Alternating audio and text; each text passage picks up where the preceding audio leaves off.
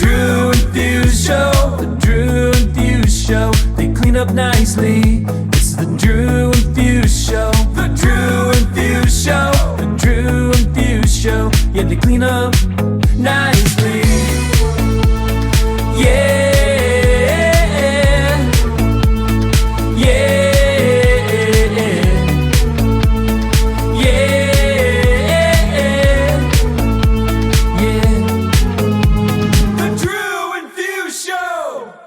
Hey, party people in the place, Daft Punks. How are you guys doing out there? Oh, we're so good. They are so good. Yeah. I'm filling in for them today because somebody's filling in for me today. Aren't you, Fusemania from Cincinnati, Ohio? We're doing great. Yes, I am Fusemania from Cincinnati, Ohio, and I am Drew Pierce. How is those Reds doing? Those Reds, we're about 500 right now. Yeah, about 500. Yeah. Some tough losses there recently. Lame. It's a young team this year. The ownership didn't. Well, I mean, it's a small market team, and ownership it's a rebuild. You know, that's kind of how it goes. And yeah, speaking of baseball teams, did you know that if you use promo code Drew and Fuse Show, that it'll get you 30% off your first month of activation on DMS? Oh, okay. Is that a baseball team? No, it's not a baseball team. But speaking of baseball teams, so if you use the promo code Drew and Fuse Show, it'll get you 30% off your first month of activation. Also, we do have the YOLO line still. That's 562-246-YOLO. If you want to leave us a voicemail, a question, a drunk dial, any of those things, feel free to hit that number. Yeah, leave us a message. I was gonna add in there is we have the Facebook group now as well. So we do like the call-ins, but you could go on the Facebook group and rant as well and leave that as a post or whatever. And there's all kinds of freebies up there. I just posted a custom playlist that I made on Spotify for you guys to grab.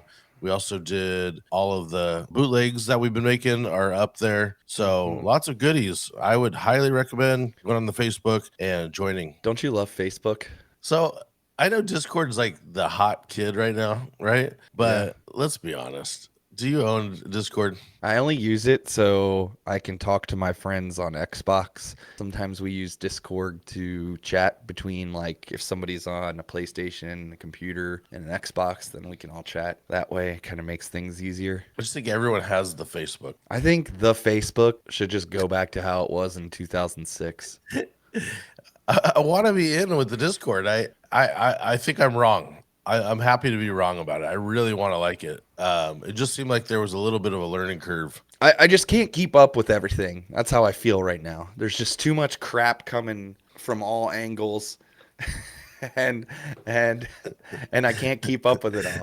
That's completely honest. I don't want to. It's like, look, I like watching wrestling, but then they took it from Monday nights to now it's on, Friday nights, and we got Saturdays and pay-per-views, and I can't watch it all. Like, there's too much, and I can't give all my time to it. And that's how I feel about all this social media stuff anymore. It's like there's too much to learn, too much, and I can't keep up with it all. It's like a full-time job. I don't disagree with you, which is why my phone currently is blowing up right now, but I usually have it on sleep for the same reasons, because I just check it when I want to check it.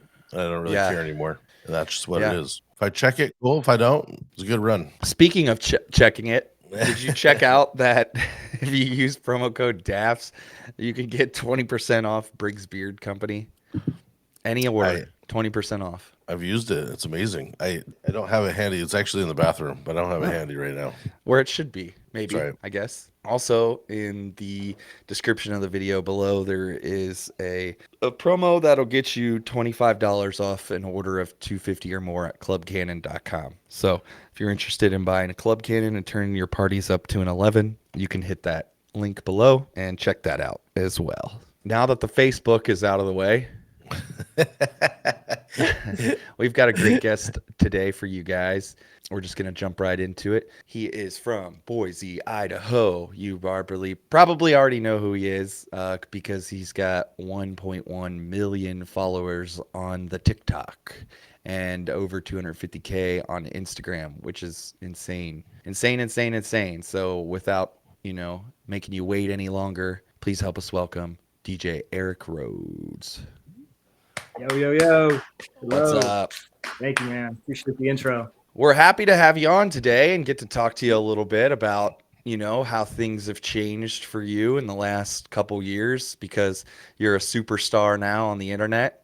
Is it weird? Can you go like shopping without people noticing you? Are they like, oh my God, there's the guy? I can in my, it's funny. I ran a test on my Instagram stories to see how many of my followers were local, and I don't have a ton of local followers. They're all across the nation. So I've been recognized more out of state than I have at home. I was at a bar. I was in Florida a few months ago, and I was at a bar with a colleague, and this guy just randomly comes up to me. He's like, "You're that TikTok guy." Comes to sit next to me, and we like had a beer. And then I've had flight attendants recognize me as I'm getting off a plane, and it's kind of funny. I know we're also working on how the algorithm works or not, but do you think it's like geotagged? Like if you're in that area, then your video's coming up more in the Florida people's feeds?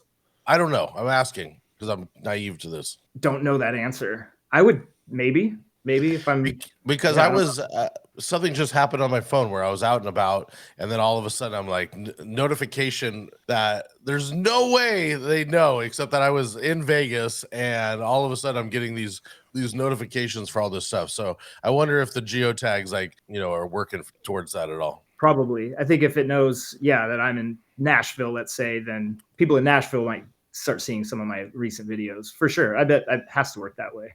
Yeah. We're talking crap on it. We started the Facebook group, and I don't know where else to start a Facebook group besides Discord. What have you had any success it'd be with a Facebook group on Discord? It would be a Discord on Discord. Well, you know what I'm saying, a group, a hangout. I think Facebook's good. I really do. I know Facebook fan pages are huge right now. I'm actually getting more engagement on Facebook than I am anywhere else right now. Not necessarily more likes and such, but based on the amount of followers I have, the engagement's huge on fan pages. I've grown it to 80,000 right now. It's nuts. It's kind of like a little hidden gem. Yeah, it's like the new LinkedIn. Because everyone always hyped up LinkedIn about how it was like this hidden gem, but I never knew anybody that actually used it except for workers. I get it. I know it's popular, but the new Facebook's like the new Facebook. The way it used to be. Like you actually used to get engagement on Facebook. Right. They're making it back. They're trying to bring it back so that people actually go back on it. But I check it every day. I open it up, and then I look at all the groups that I have, and if anything's happening in the groups, I think it's fantastic for the groups. I really do. Yeah, absolutely. I think people are still on it a ton. You can see it even in, as DJs, they're in the DJ idea sharings of the world. So I think they're all there. So I think it's a smart move to have a Facebook group. It's tough. Like I was saying earlier, I'm just so over all the stuff because it's just so much to manage and deal with. It's hard to be consistent. I mean, like you said, when you were saying, it's just coming at you from all directions. It's so true, though. I mean, you got Facebook, TikTok, Instagram. I don't know if you're on Patreon, we got Patreon, like all these different platforms, and they just keep growing. And I have like WhatsApp that I communicate with one of my social media people. I have Slack for other people, and now there's Discord, and it's nuts. There's too many messages. There's a funny skit that I was watching. I can't remember what it was on. But he's like, I hate technology now. Some guy was interviewing MKBHD, and he was like, I hate technology now. If I go out to a restaurant, they want me to pay with my phone. He goes, the whole idea I went to the restaurant is to get off my fucking phone, and now I'm like paying with my phone. It's like everything's involved with like more and more and more. It's like it's a billboard in front of your face. even the menus. So I'll go, you have to like scan the QR code to get the menu. And before you know it, I'm deep into something else because I got a notification and then I got like on my phone with my kid. I'm trying not to do this with my kids. Yeah. You know, here. And I think there's going to be sort of this snapback where people will want to get away from technology and do it the old school way. Cause that's really, I don't know. Well, I've already had that issue with the tipping is the new, whatever that company is with the iPads, and then you go in there and with the tipping, right? It's really become, I think, more of an anti thing now to where I don't want to tip at all because I'm pissed off that it's on everything. And I think that's the same thing with the social media, right? You know my little rant on that because I heard you talk about that the other day, and I went to a coffee shop. It had the 3 tip options, and I was like 20% seems reasonable for a Doppio espresso, right? It was like a $2 tip, but then under the tip it said, like the first tip was okay, the second one was like good, the third one said excellent. I was like, well, they did an excellent job, but I'm not going to tip them excessively. Like so now they're like making you almost feel bad for tipping less, even though oh my god, they've moved it over to good, bad, fine. Yeah, we could go down this rabbit hole again here, but we got this new segment video. We're gonna play it here, and we're gonna talk a little music. So let me roll this, and then we'll get into that. The hills are alive with the sound of music, with songs they have sung for 1,000 years. The hills fill my heart with the sound of music. The mountains look like boobies. My heart wants to sing every song it hears. The mountains look like boobies. All right, there's Arnold singing The Sound of Music. that was both awful and beautiful at the same time. Oh my god. Oh, it's so good. It's my new favorite segment video of all time. Oh. So we're kind of reorganizing things here, and we're going to do this a little bit different this time around. So if you guys have been listening, Drew and I are trying to switch things up for you listeners out there. With music, in regards to music, we're going to ask some questions like, what is your favorite remixer or producer? Wow, that's a good question. So I've been a DMS guy since 2008. Does that sound about right? Pretty early. Yeah, that's about. I think that's right when we launched. Yeah. And so I'm not saying this to like kiss your asses or anything, but you like basically every DMS guy that's been producing, I just love and I respect so much. And without any of them, you guys, the things that like I'm able to do on social media and such or rock a crowd like wouldn't be possible. One of my favorites, and he's become a bit of a friend of mine, is Scooter. Scooter's one of my favorites. I love his epic intro edits. Those are some of my favorites. So I really, from a DMS perspective, a lot of great talent on there. Scooter's definitely one of my favorites. I also am just a general like Diplo fan. Love Diplo's tracks. I love actually following him on social. Not a ton of stuff that you can play at weddings per se, but just in general, like his stuff as well. Cool. He's funny as shit. I think he's funny on social media. Diplo is always cracking me up. And thanks for the DMS shout. I remember when we first got on DMS. I mean, I remember going, wait, an intro for this song? It was so mind-boggling that had all these intros for like these different things. Like, I just had like a shitty MP3. You have it on vinyl and then you go over to MP3s. And I just had like this shitty like Kazaa rip. And then finally I like have like a high quality intro outro edit. So I remember signing up like being like amazed. Dude, it's so simple. Like, so, one of my most popular videos is the Morgan Wallen Warren G mashup. Like, it's just going crazy. And that is a DMS edit that had an outro beat. And I was able to put that Morgan Wallen vocal over it easily, right? Like the track, it was already produced. And so every time I'm able to make something like that, I'm just always kind of internally just grateful for the people that put that stuff out there, because without that, I don't know, some of the magic wouldn't maybe happen, or the ideas wouldn't come together. It's an easy way to find the instrumentals before stems and all that other stuff, is using the intro outros. Yeah, for sure. If you had to pick one song to be your theme song that just followed you everywhere you went, when you walked into the grocery store and it just played, what would it be?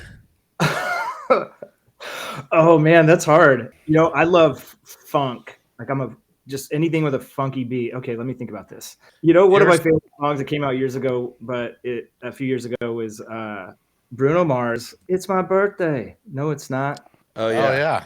yeah. That's a banger. Banger. I love that kind of beat. It's that super funky beat. That whole album, he kind of just ripped off different artists, and that is like the James Brown ripoff, right? That song, his take on like a James Brown, because he had the finesse, which was like the Poison ripoff. He had everyone just like that whole album. Just seems like every song was like, oh, this is the best song on this. I'm gonna completely rip this off. Yeah, so maybe I go James Brown, something James Brown or Parliament. I love that song though. It's actually a really, really great song. I wish it did better. It was like his like 4th or 5th single. It was after it already gone through down the list. It was, kind of lost it. But did you ever see the movie I'm Gonna Get You, Sucker? The Living Color, the Wayans brothers. He's like walking down the street with he gets out of jail. He's in a pimp suit. This is why I'm thinking of that song when he has these big old platforms on, and it has fish inside of it, like an aquarium. It's like a spoof movie. It's kind of where all the spoof movies came from. He's walking down the street, and it has fish in it. I don't know. What is a song you'll play if you're clearing the dance floor? Let's just say for this particular setting, you're at a wedding and you're losing the dance floor. What's a song that what's like a go-to to bring them back? Go-to to bring them back. One of my favorite songs is Staying Alive Bartender Mashup. And I don't know who did that, but that Staying Alive beat, it gets everybody going. But then you throw in, because I do private events and weddings, so that kind of mid-tempo 105.6 disco beat with a T-Pain vocal that always gets people going, guaranteed. Who did do that one, Fuse? I don't remember, but I know exactly what you're talking about. It doesn't say it on DMS. It doesn't give any credit. It's a bartender. I started playing it all the time too because I love that edit. It's so funky, and there's no other disco besides maybe Dancing Queen that's down in that tempo. You gotta like pitch it up or pitch it down, and it's cool. That beat is just iconic and classic for basically it'll never get old. Totally, and that's what you have to do, I think, to get people back on is something super recognizable, but maybe not too cheesy. Drew, you don't play other disco like Casey and the Sunshine Band? No one likes Casey and the Sunshine Band, bro. Get out of here. All right. Actually, I do like Casey and the Sunshine Band. I lied. I do like Casey and the Sunshine Band, but I'm not playing it. You're not playing it? Dang. We'll get down tonight. Well, we'll just get right into that. Let's your Serato top 5 tracks. If you want to rattle some of them off to us, you could start the most played and go down, or however you want to do it's fine. Okay, so I knew I was going to get this question because I listened, and maybe you guys have a solution to this. But whenever I just listen to a song, if I'm just picking out music, it adds a play to it. Is there a way to overwrite that? When you're sampling songs, are you doing it with both decks open or just one deck? Both decks. Like if I'm just on my laptop, Serato's open, just sitting at my desk, and I'm listening to music. Whenever I play a song, because I don't get it if I only have the one deck. Yeah, if it's just the one deck, I don't get it because I think when it has two decks open, it's kind of thinking of it as it's being played. So the one deck side or whatever you use on the very top, you could have the 1 or 2, and you're not blending. I think that's when it's just you're more queuing everything up and sampling it and doing all the stuff. Even if you just know the area, we don't have to have exacts. Yeah, yes. I'll just spat out the ones that I think are probably the ones. But Bartender Staying Alive, I was surprised. Kind of surprised that was the number one. Sierra 1-2 Step, Dioro 5 Hours. That's a Matt Hanna bootleg. Oh, okay. Yeah, I play that one. And I always bounce forward, so I'll mix. I like coming out of Temperature, so I'll play Sean Paul Temperature. At the chorus, basically go to the vocal and bring in the 5 hours beat. And as soon as that's, because I think it's like 4 measures to get to the drop or the breakdown. So I'll jump right into ladies and gentlemen. So it's like a quick transition and not this long drawn out beat. That one, and then Fergalicious. Actually, I play that a lot. Give Up the Funk by Parliament. and Juice by Lizzo. Those are some of my top tracks. I play Nice. Juice a lot early in the night, even at the bar, like 10 to 11 when we're kind of just getting things going. I play that one a lot. I've been playing Temperature in the last couple years has been bigger than it's ever been, and I started playing that Rivis Satisfaction version of Temperature. I don't know if either one of you have heard that one, but that's yeah, when it's I great. I started play it. playing of that. Yeah, Nice. it's a good one. Yeah, Lizzo Juice just gets the ladies. They all seem to love it, and it's not so mainstream that I'm tired of it. You know what I mean? Yeah. Which version are you playing? The original? OG. Yeah. The the Nick one I Bike play. has a really great one that I love. That's the one I always play. And then there's a Breakbot remix too. That's pretty good. But Oh, I like yeah. the Nick Bike one. I forgot about I that need to Breakbot sign up for remix. his Patreon. Hear nothing but amazing things from him.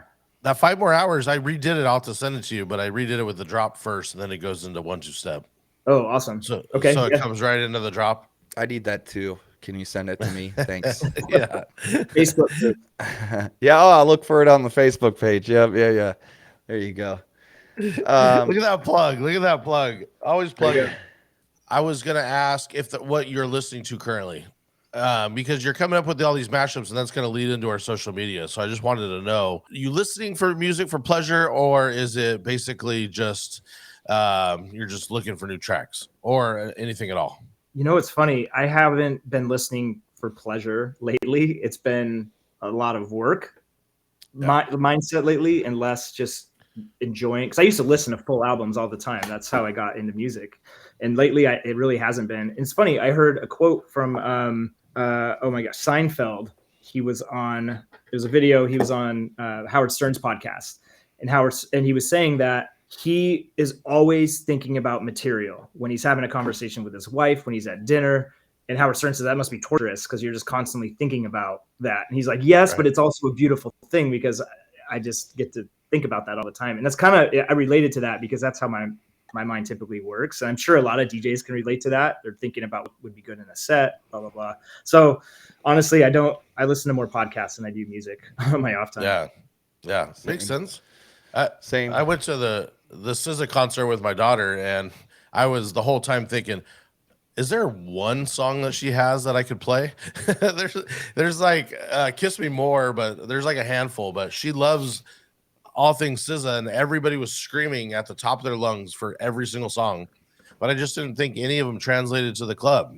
And I listen to, so I have playlists, like if I'm at the gym, I have a weight training playlist that's just hard hip hop and rock. And so if you looked at my Spotify, top songs, if there was that, it would all be that kind of music or instrumental electronic music when I'm working so I can focus.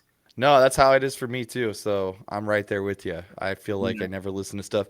It also doesn't help that a lot of the stuff that, I feel like is becoming popular because of viral videos. Well, why it's a good thing for you, but I just mean like music in general. Like there isn't an outlet for it to get popular. Like radio isn't the same as it was 10 years ago or 15 years ago, with breaking new music. It's like new songs kind of hit because of TikTok and stuff. There's a good and a bad to that. I was DJing a pool party this past weekend, and this dad came up to me, and I was playing a remix of something old. I can't remember what it was, but it was kind of like, the new disco-y remix of something old. And he's like, my daughter loves this. What is this?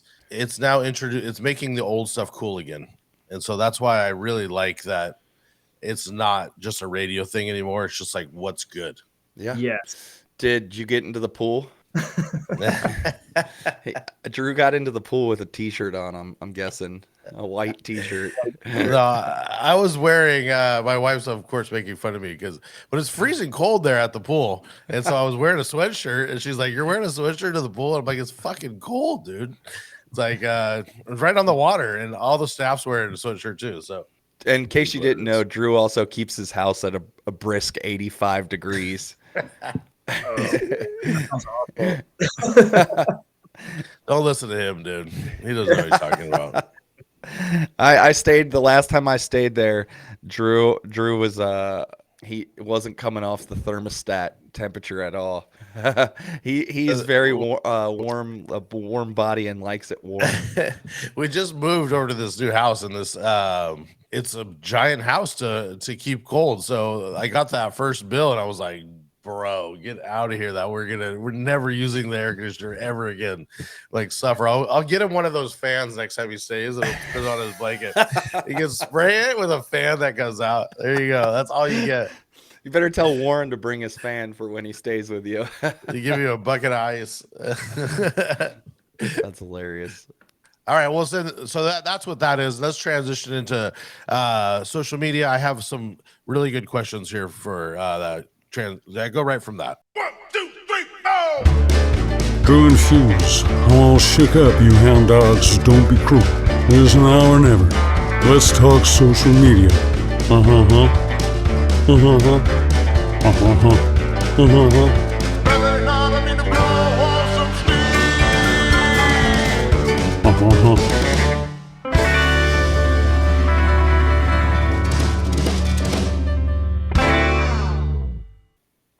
All right. So some social media talk. One thing that I wanted to say is I have talked a lot of shit on this podcast about guys doing what you do in your social media videos. I have talked a lot of shit about it, but for some reason, when you do it to me, it seems very like normal and natural. And like you were like the first one that was doing this and this mixing on social media. And I feel like because you've been so successful at it, like so many people have just been like ripping you.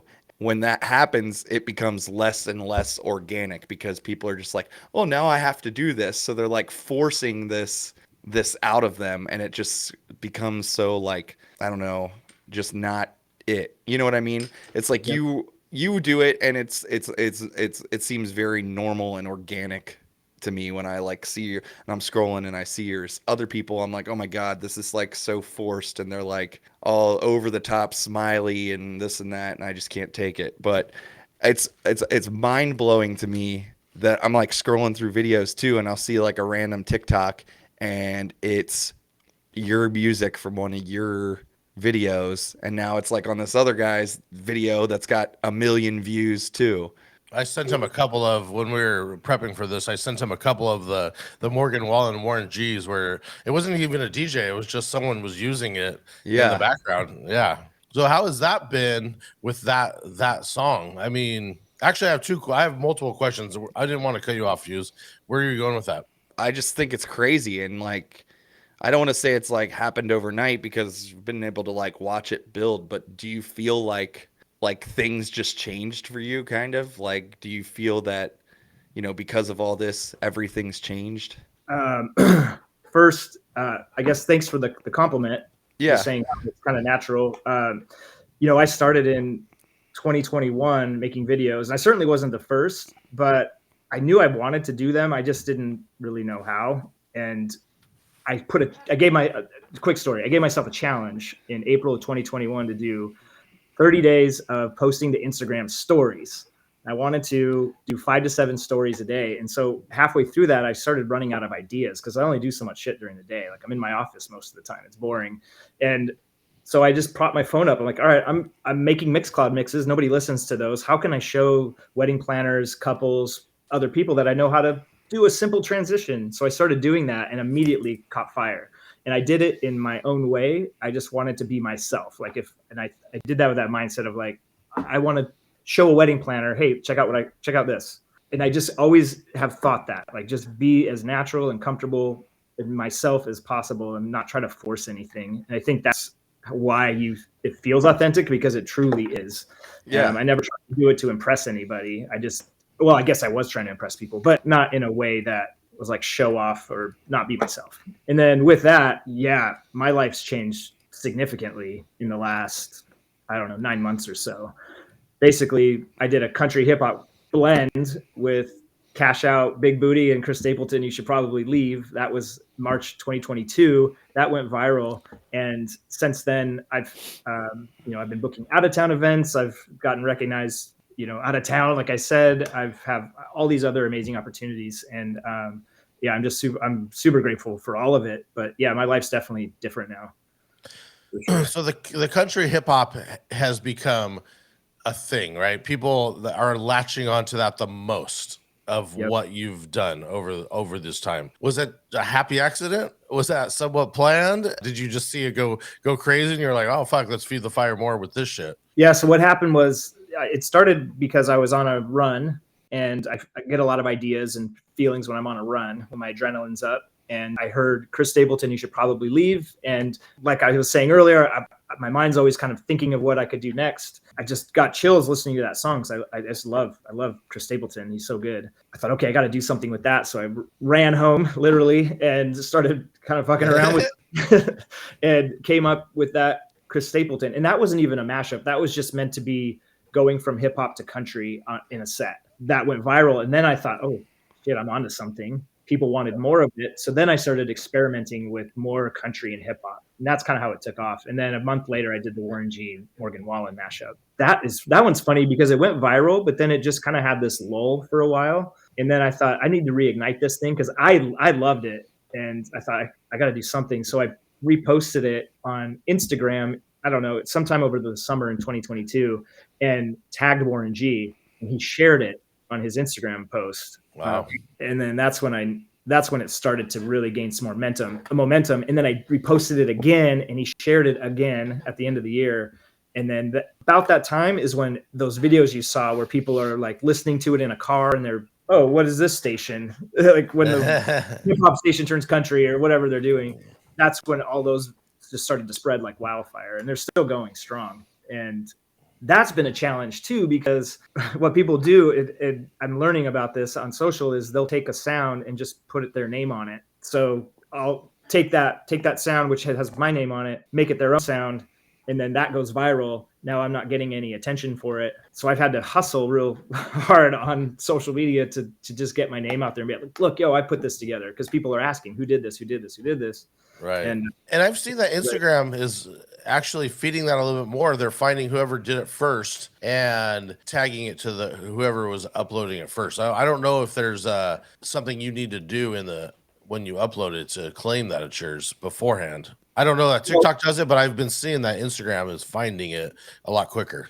Yeah, well, it just depends. I mean, if someone just takes the sound and uploads a fresh video with the sound, my name won't be attached to it at all. But it's all good. I mean, and I have a big following, right? And I just told them, hey, this song's going viral. If you see anybody using it and I don't get tagged, and not that I have anything against the creators, because it's not their fault. They're just sharing a cool sound that they like. I go, just tag me in it. Help me get the word out. And that's helped me grow like my Facebook page I have 80,000 followers there now, and helped me grow my Instagram page. It's been a lot of hustle trying to get growth from that, but it's amazing.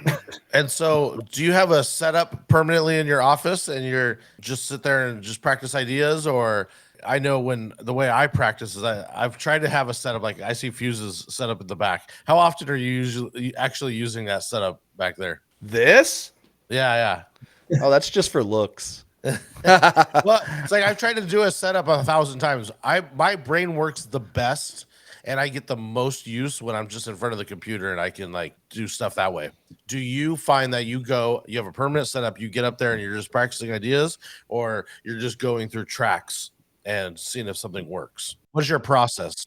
So like over here, so I'm in the office where I do the videos where you see them on TikTok, but I have a setup to my right, and that's my normal setup and I can practice on it. But I'm like you, Drew, where I like to just throw the headphones on and just be on my laptop at a coffee shop, in my office, in my living room, and just going through ideas. And sometimes I'll just mess around at night and see what my wife and kids think, and we're just having a good time with it. I like doing it that way because it's just mobile. I can play it anywhere. But yeah, it's usually laptop. My next question is how you're coming up with these ideas. You're just scrolling through and you're like, oh, that's interesting, and then you look and find if it's in key? Do you then go down a rabbit hole and start digging through other stuff to try and find something that'll match with it? Do you find the first starter and then go from there? Or how does that come about? Pretty much what you just said. I'll hear a song wherever, or it depends. So sometimes I'm on a mission to let's see what I can come up with. And I know I want to do an 80s song. So then I'll start digging around through 80 songs. I'll be, oh, that's funky. I think I could do something with that. And then I'll see what fits. Or an idea will just click of 2 songs, or I will just be prepping for an event and a song will just click. And I don't know, you just kind of know. It just, something tells you that you have to do something with that, which really is bad for my ADHD because I don't know if I have ADHD, but I feel like I do because I want to prep for an hour and I end up just going down these rabbit holes trying to find things that work. But yeah, it's a lot of experimentation. And with these, posts that you're making for social media, are you like recording a bunch in one day and then like you release them every, once a day or whatever, later? Do you just record one and put it up and then, how are you doing that? My business coach and people have told me I need to batch and have a system because it's better for time management, but I have a hard time doing that. I just can't. I've done it a couple times and it's been great, but for the most part, I just take, I don't know, it might be 9 at night and I'll just decide I want to make one and I'll make it. Or some morning I'll make 3 because I'm just on fire and I'm feeling it. Sometimes I'll batch. So I don't really have a good system. I can't inspire anybody there.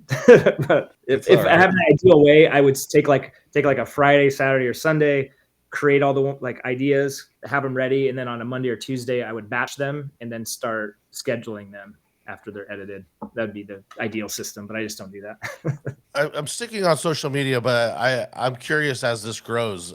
You've become, at the beginning, you were just mixing songs and it was kind of what it is. It's now morphed into you're really known for the mashups, right? As you're booking some of these events all over the place, are they only wanting to hear mashups when you go play? Is that like he's the mashup guy, don't do anything else? Like you play an original song and they're just, sad? Or do you understand what I mean? Or is it like become too much to where all they want now is the mashups? Yeah. I am finding that they want the mashups, but I try to let people know who hire me. I can't tell the crowd who just knows me, but I try to tell the people who hire me, like, won't do a 3-hour all mashup set. Like I could, I think I still am going to play normal tracks and I'm still going to rock a crowd and then intersperse like these mashups and such. And I think they also expect of me country hip hop mashups. They just want me to do whole sets of that, which I know I'm known for that and they're fun to do, but I don't think I would be excited about doing a 2-hour country hip hop mashup set. That just doesn't excite me. So I think interspersing and bringing those tracks in are cool. And that's how I want to do it. But it's a challenge because they think that's all I am about. Well, on social media, a mashup sounds amazing, right? But then when you're playing it live, there's like a handful that actually work. 100%. I know I have some that are super cool, but I can't play this at a dance set. Like it would kill the dance floor. Like this is something you vibe out to, maybe. With what Drew said now, do you find that, like, how are you managing the expectations of these clients or people that are coming to book you? And maybe we're wrong. Maybe we're saying that they're going to be let down. I just think from all the shows I've ever done is like I get brides that'll say, play more of the mashups. We love the mashups. And then you do it and like it's just falling flat. So I'm just saying, how do you maneuver that? Or do you set it up front? I'll explain that some of these mashups, like they won't be full, you're not going to hear 2.5 minutes of this mashup, but you'll hear, I try to describe it so they understand it, but I'm like, you'll hear the beat and then the vocal will come on for maybe a verse or a chorus. And then it's going to switch to the original beat. And then I'll mix this new song in, you'll hear that come in. So you're kind of hearing a mashup, but it's quick. So it's like a short mashup. So I try to explain it to a kid, but do they care is really what I think I'm at. I don't know what you're confused, but for me, I'm like, I don't know if sometimes telling them too much is, I agree. That's why I'm confusing them. Yeah. I think it is confusing them. I don't know how else to do it. That's a good question. I mean, but I really haven't had any issues where there's a client who is disappointed in what I've done. Sure. If you show up and you do a good job and they got what they wanted, they're happy, everybody's happy. Yeah, that makes sense. And I'm getting their requests, and I think they know that it's not going to be all mashups because of the way I'm asked, the questions I'm asking, and the way we prepare for the event. At least I hope.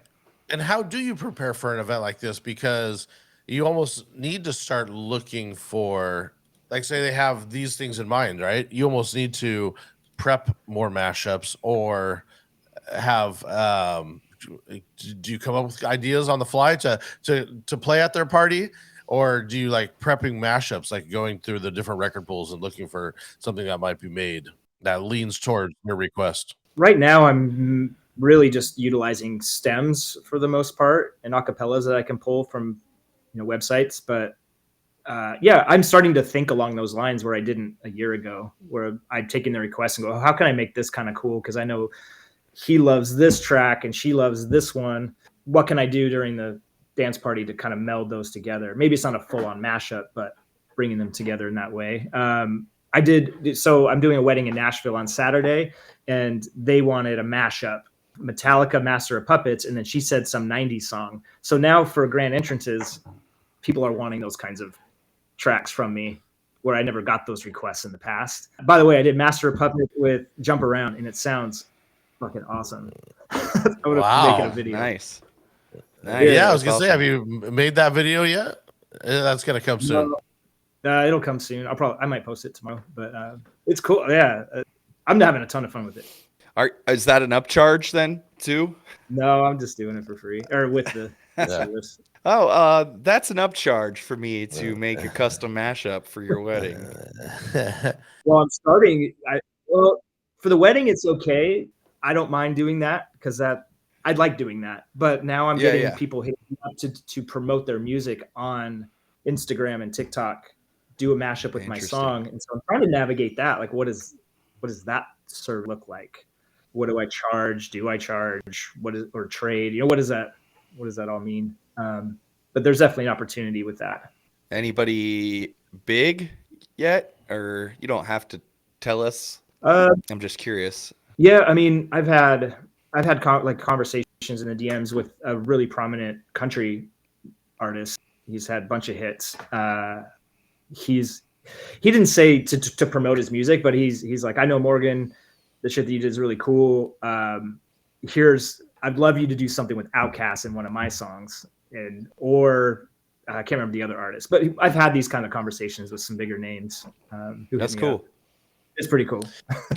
Now, I know you said, you don't want to become the country hip hop guy, right? Sometimes I am. we like with DJing specifically, I never wanted to get into DJing. DJing kind of fell into my lap, and it just, every time I would try and get out, I just kept getting sucked back in.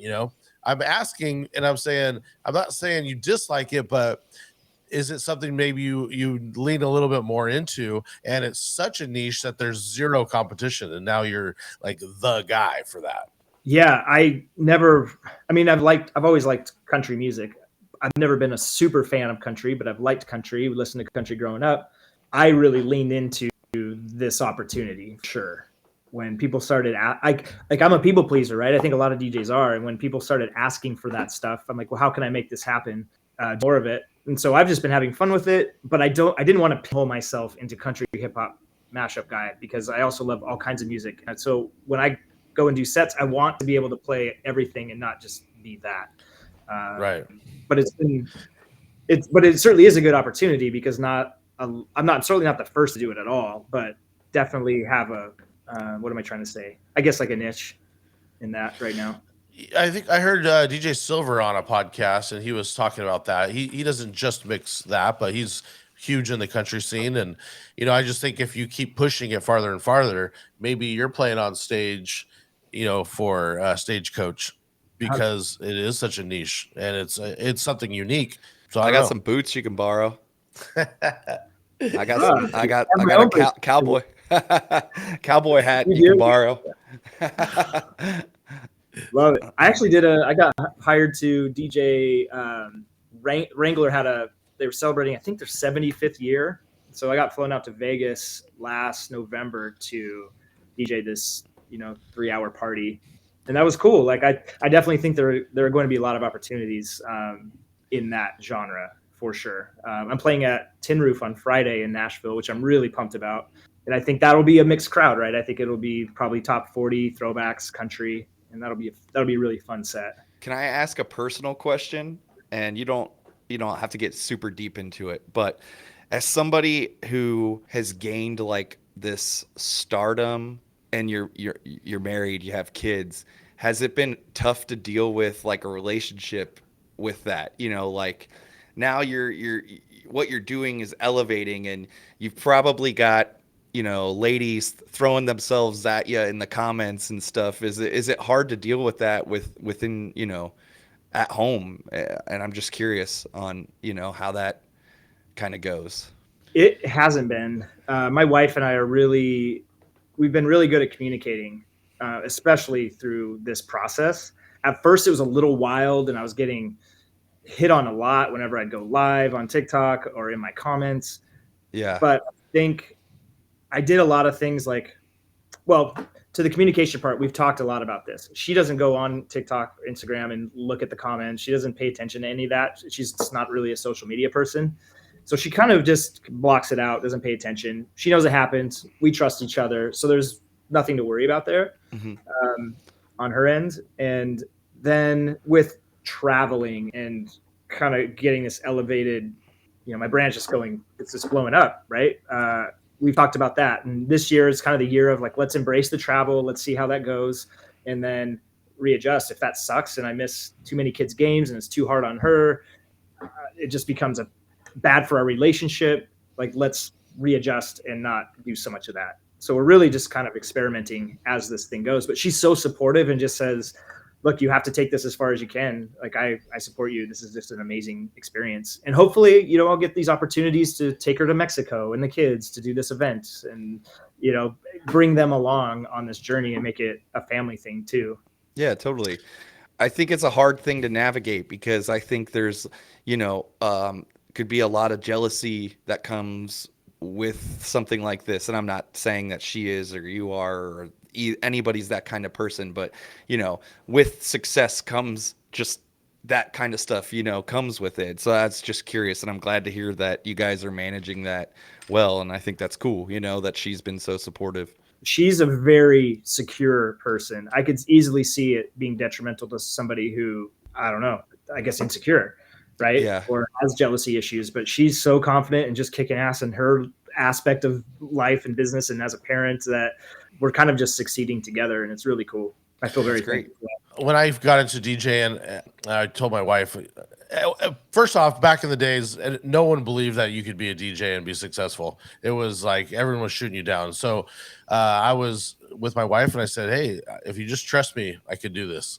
And it does come down to the trust thing. You know, a lot of people ask me like how, basically the same question that Fuse just asked. And it does come down to trust. And if you trust your partner, then there's never any issues. It's really not even a thing. Yeah. But, you know, it does come down to trust. And I think doing things to show, you know, I could be very self-absorbed and just focused on myself. And I think she would see that. But I did, so for today, for example, yesterday I ordered flowers for her and I sent her flowers to work, which I don't do that often, but I'm doing a lot of traveling this coming month. And I just sent her flowers randomly saying, you're a kick-ass mom, you're a kick-ass boss, she's coaching our daughter's softball team. Like, you're just doing a bunch of amazing things and I'm super proud of you. And, you know, I love you so much. And she just got those a couple hours ago. And I know that, you know, I'm not doing it to like, I just genuinely love her. And I think she deserves to be shown that. And I think doing things like that helps build, you know, a relationship. And when I'm gone, it's not going to be I don't want to say detrimental, but you know what I mean? It helps keep the relationship strong. Totally. It just reinforces the connection between, you know, you guys. I get that. It's like all those ceremonies that you see here, and he goes, now put your hand on top of the other person's hand. This is the last time you'll have the upper hand. You know, if I hear that one more time, and just run up and take the mic and go, you're cut off. You can no longer do this. But they all laugh though. It's so lame, but there's always like a big roar. Like, oh, come on. Worst. Yeah. Drives me crazy. Sorry. I really want to talk travel. I know we didn't tell you that we were going to do that. Are you okay to talk a little travel? You got some stuff for that? I'll roll this travel video and then we'll get into talking a little travel.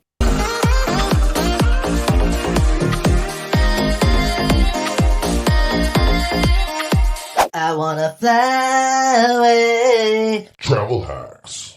You are thrust in the limelight, you're destroying it, and now people are like, we want you at our party somewhere else. Let's just get into with your traveling, what you're doing, and what you're learning as you go. Right. Yeah. So my travel experience pretty much, started at the end of November when I went to Vegas. That was an easy trip. And then I went to Orange County. Shout out Drew Pierce. You hooked me up with gear and hung out. It was awesome. Thank you. And then I went to Orlando. Where was the other one? Scottsdale. So that's kind of like as of today, that's my experience. Now I have some upcoming ones in Nashville, the Outer Banks, back to Scottsdale. Like I'm doing some things out of state. So I'm kind of learning as I go and trying to pick up some things from people like Brian B, tips and tricks. But what I'm finding is gear is a kind of a headache. Sourcing gear is a headache. Because you're not traveling with any of the gear. You're not traveling with any of the gear. You're basically just getting it at any of the wherever you're going to. Now I've had some cool spots like the Vegas one. I didn't have to do anything. I just had to show up, give them a rider, show up, plug my laptop in, make sure it works, good to go. But for example, I have a wedding in the Outer Banks in May, North Carolina.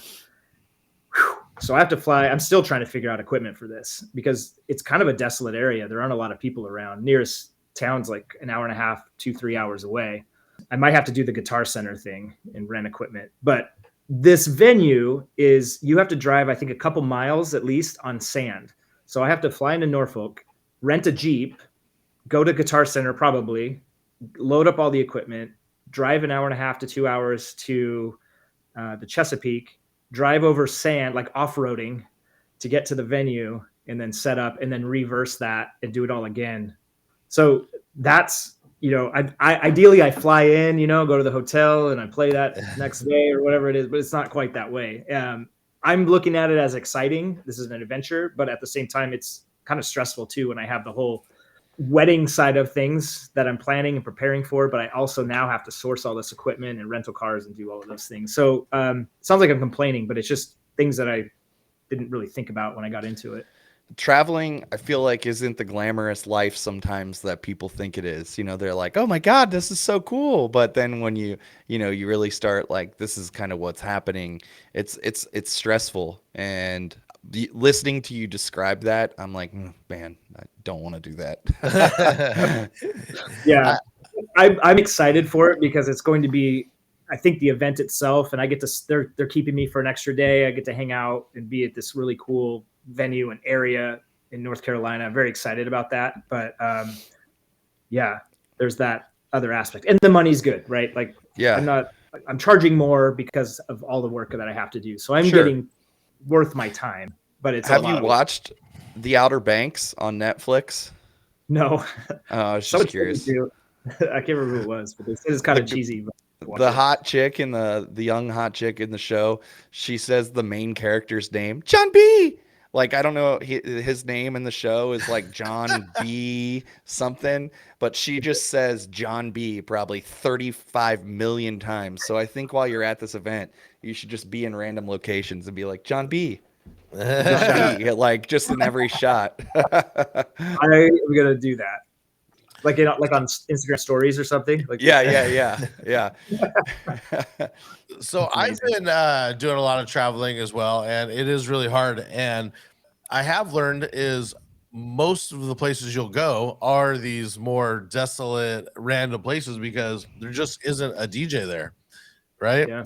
They don't live there. So tricks I've done is you fly into like a buddy's, like somewhere like a friend lives, and that's the beauty of having the big network of the DJ Collective, and then driving, hanging out with them a little bit, using their stuff, and then driving it down to wherever it needs to go. That's a good point. Yeah, I'm sure you could travel with a lot of it too. Actually bring it, carry on. Yeah, no, that's a good point. And I should say, like you said, big network from DJC and other places is extremely helpful. Like, I'm able to go onto the DJC group and message like, hey, who's got connections here or there? I've been able to get equipment to Scottsdale. I have something going on in New Hampshire, Connecticut, places like I don't even know I don't think I know anybody in that area, but I've got people hooking me up who are going to like provide equipment, bring somebody to set it up, a tech, and all of that. So there are a lot of people willing to help, which is pretty badass. And then I just put that cost on the client so that I don't have to pay out of pocket, Yeah. Right. I think ideally, like I've always been goal oriented, right? So doing all of this, I'm going to learn from it, and then eventually shoot for a point where I just don't do events where I have to drive 2 hours with a truck full of gear. Like I just say, okay, I don't do that anymore.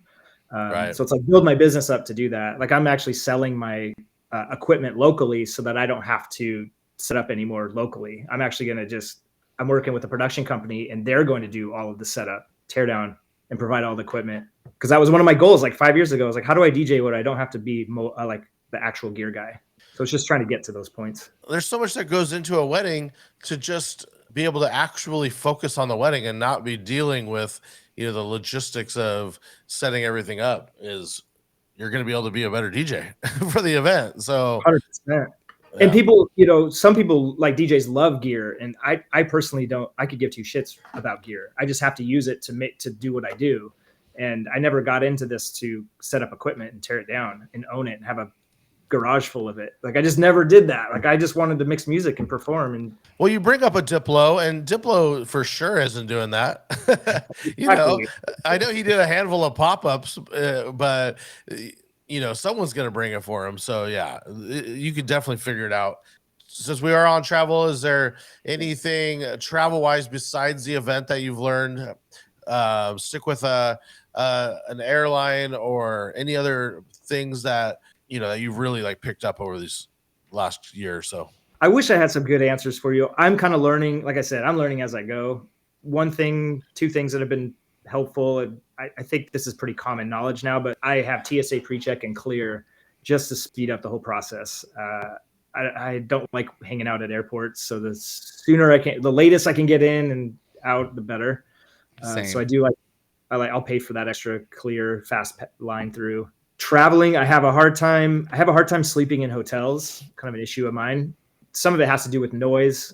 So I always make sure I have earplugs. And now I'm going to start bringing a little speaker, because you can play one of those 10-hour like YouTube videos that has sound. I do that all the time. Yeah. It's like I just have to block everything out or I can't sleep. And then I'm kind of a piece of shit the next day. And I don't like to be that. I don't know, man. I don't really have. No, I think those are all good answers. And, even if something as simple as, if you're having a hard time falling asleep, using your brain to think to go on to like a YouTube or Spotify and listen to one of those 10-hour things is great. I do that all the time myself if I'm having a hard time sleeping. It helps. And food, I pack. So I get these. I'm a big fan of supplements, First Form, and they make these protein sticks that are just delicious. Like they have jalapeno and breakfast sausage. They're really good. They're like 20 grams of protein, but I'll just stuff a bunch of them in my bag and make sure I always have food because I get hungry a lot. So just having like plenty of snacks is really important, especially if you have longer flights, like 3 or 4 hours, and they give you, peanuts. Totally. Well, we have the last 3 topics are crazy DJ story, funny or crazy DJ story, a rant, and then the sauce is just the wrap up. Okay, I'll do the story. And this is just a recent thing. So I got paid to go to Orlando back in February over Super Bowl weekend to do this conference, like this rental, like event rent conference, big party for them at the end on Super Bowl Sunday at Blake Shelton's bar. I forget what it's called, Reds something. Anyway, I knew better, but I didn't really ask any of the details. I was like, okay, they're setting it all up. I'm sure it'll be fine. But I thought they'd have a room where, like, say, main level where everybody watches the game and the sound's on, and then they'll have another spot upstairs maybe where I play and the ladies can dance or whatever. Well, I get there and it's all in one room, massive screen, stage, and then outside of the stage were just a bunch of tables to fit like 300 to 400 people, and then the bar was across from that. My DJ booth was right in front of the screen. So Super Bowl Sunday, I'm set up in front of the screen, and I'm mixing as people come in. I'm like, okay, this will be awkward. I have to be in front of this screen that everybody's watching, mixing music, and hear the sound. And I immediately felt like this is going to suck. Sure enough, I turn it down, we get through the national anthem, and then I play a song. And this guy comes up to me, he's like, man, nothing against you, but are you playing for the whole game? And I'm like, I kind of like, winced a little bit. I was like, yeah. And he's like, that fucking sucks. And I was like, that's so hard. And he's not even mad at you. It's just like, it's fucking Super Bowl, Yeah. Yeah. And so I started mixing, and I told the organizer, who was super nice. Everybody who organized this, nothing against them. I think it just maybe wasn't as well thought through. But I was like, I don't think people want me up here. Like, I think I'm kind of the enemy of the people, and that's not what you want to be when you're the DJ. And so they ended up calling it about 5 minutes into the first quarter. They had me fade. Like, I think I did like an echo out, and then the sound guys brought in the sound of the game, and the roar of people were just like, yeah. Laughing. I just felt embarrassed. And I ended up only playing for 15 more minutes after Rihanna played, and then they took me off again. And so I got flown to play for maybe 45 minutes total, but it kind of sucked, because I mean, I still got paid. It was cool. Yeah.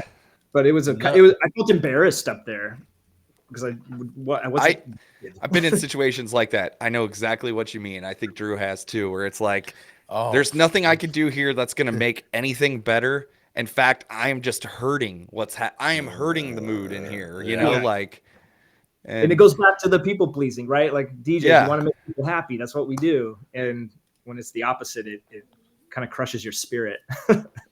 Totally. Yeah. But it was good. I ended up partying with them, and they were super cool. And I had some fans there, so we were like doing selfies and stuff.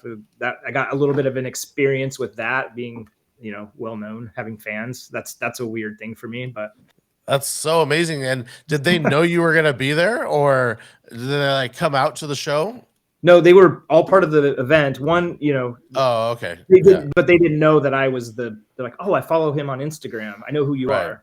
Yeah, because it's something that we've been talking about more and more. We just had 9 on, and he's saying how Pauly D is a hard ticket sale versus like a soft ticket sale, and at some point, you're working your way up to where you can soon probably be a hard ticket sale. That's so wild to think about, but you're probably right. If I just continue on this trajectory, for sure.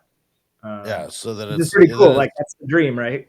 Yeah. Oh yeah, that's what we're doing. Have to carry gear. Show up, pack the place, rock the place. Peace out. Yeah. That's it. Just have a kick-ass time doing it. Yeah. That's a great story, though. I mean, I can just feel your pain where everyone's staring at you, and you're like, you're trying your hardest, but it doesn't matter. They're there for the game. Yeah, they didn't care what kind of music was played. They wanted none. Yeah. Did you want to rant or no? If no rants, we'll move on and we'll do the solves. I mean, I can rant. I don't have if you have one, then let's do it. All right, if you're gonna do it, I'll run the video. Hey, Drew and Fuse. Peter Griffin calling in. I want to hear what really grinds DJ's gears. Besides from Bad Bunny requests from a phone, or DJs stealing custom mashups of YMCA and Macarena and using it on their own TikToks. Hey, this week's guest, what grinds your gears? All right, we'll put 60 seconds on the clock, and you can rant about anything you want. If it's tipping like Drew hates, or if it's not being able to find your favorite detergent at the store, we don't care. Mine is DJ related, and it sparked from a conversation that I was having earlier on Facebook with somebody. It was a good conversation, but it was about the negativity in the DJ space. And I think we all see it in the DJ idea sharing groups of the world. And, I just can't stand when people out there do not support up and coming DJs, amateurs.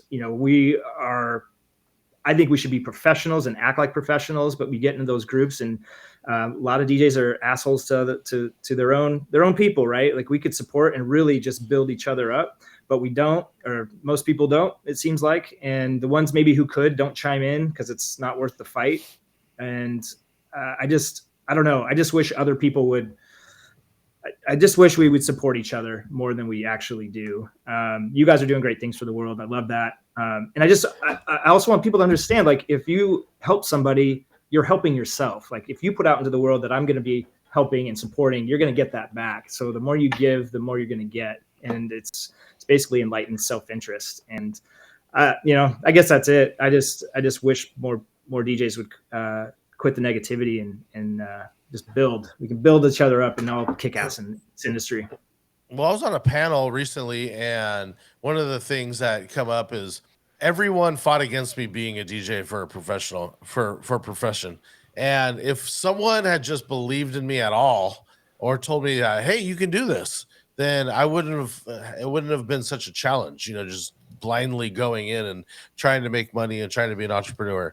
So I totally am with you on that. Is if someone had just reached out or lifted you up, or just like even had, hey, you could do this, it would have just changed my life. I would be so much farther along than I am. So no, I totally agree. We're all in it together. It's still fairly, even though it's been around for a long time, it's where it's at. It's still a new thing, DJing, making money as a DJ, professional DJ, still fairly new. I mean, it's getting better. I feel like we're seen in a more positive light, but it's still not what it could be, for sure. I think it's hard because so many DJs are insecure, so they're all trying to hold on to what they got, and it's like, it doesn't have to be that way, I feel like the idea is, we all want our slice of the pie, right? But the idea should be to keep growing the pie larger so that everybody's slice grows larger, instead of just trying to take your slice. You know what I mean? And I think a lot of DJs are just insecure, and they're just trying to hold on to what they got. So, and it shows a lot of times. Well, if there was like a real wage or a working wage, when you're dealing with talent, price is whatever someone's willing to pay, right? It just comes down to that. But if people weren't just undercutting and understood what it was, right, we probably wouldn't have a lot of that problem. That's the insecurity. Yep, totally. Yeah, I think that was a good rant. I am going to run this video of the sauce, and we'll talk a little bit after this. The name is Bootsy, baby.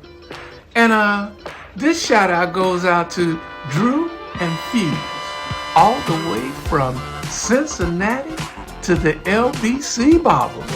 Yeah, I was told you guys are quite the chefs, and you got a delicious sauce that you cooked up. Ooh, and it drips that swagoo and breaks down the recipe.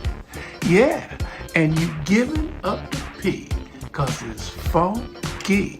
As in good, that is, finger funkin' good. On the one by the power of the one. Yeah, without that, there is none. So get yours and be in tune with the one that loves you. Get it, baby. All right, there's Bootsy, and the recipe for the sauce is what we want to know. If you had to give your younger self a piece of advice, if there's something you wish you knew, or just anything, any takeaway that you would like somebody to learn from today's episode, what would it be?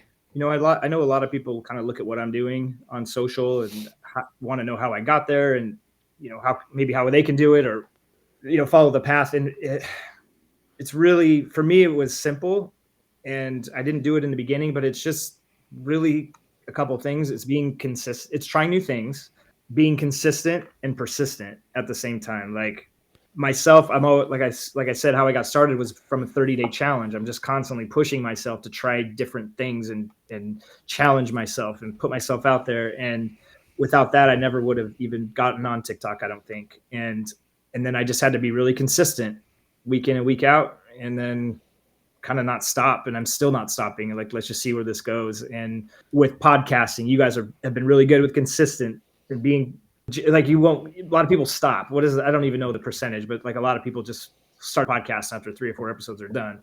I think I see a lot of that with people going on social media. So I think it's just that, be consistent and try new things, and then be patient with it.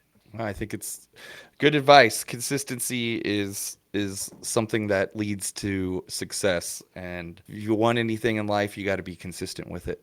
A good book called The Slight Edge by Jeff Olson that describes that perfectly. And I read that book when I started my business in 2011, and I've just lived by that mindset ever since. And it's served me well. And I think, success is kind of an interesting curve. Like you're on, like, it's like a hockey stick.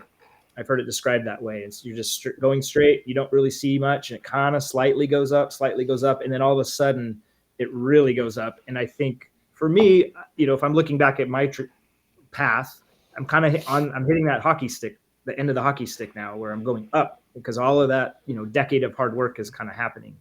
Oh, it's great. I wish, all the success for you and everything, I hope it keeps happening and you don't have to set up that gear. That's what I really want that for you because I hate that. Consistent and persistent. I like those. I like that a lot. That's a good little phrase. Where can everybody find you if they aren't already following you? Yeah, at DJ Eric Rhodes, EricRhodes on Instagram, TikTok, YouTube, those places. Awesome. Yeah. Do you have a favorite social media? One that you lean on the most? I'm guessing TikTok, but it was TikTok. I kind of like Instagram better. I feel like the leads and engagement is just different over there. I can go way more viral on TikTok, and you can go live on TikTok. Actually, maybe TikTok's better. I do love going live and mixing there. You can really grow your following on TikTok if you can engage with them in that way. Well, we appreciate you taking the time to be here with us today, and we loved getting to chat with you. And I think that's going to be it. That's going to wrap us up for today. If you guys are not on DMS yet, make sure you use that promo code DrewInfuseShow to get 30% off your first month. There you have it, the DMS tumbler. It's guaranteed to make all your coffee taste better. 100%.